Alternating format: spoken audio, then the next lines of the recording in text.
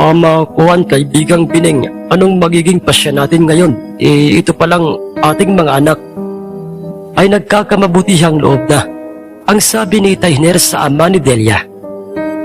Aba, pagdating sa bagay na yan, paring Hiner, ay wala namang magiging problema, hindi ba? Talaga ang aming anak at binata naman, yang si Gilbert, hindi ba? Bukod pa daw ay buto kaming mag-asawa dyan sa anak mo. Pareho sila nating nag-iisang mga anak, kaya kaibigang Hiner. Ano kaya kung atin na silang pagsamahin?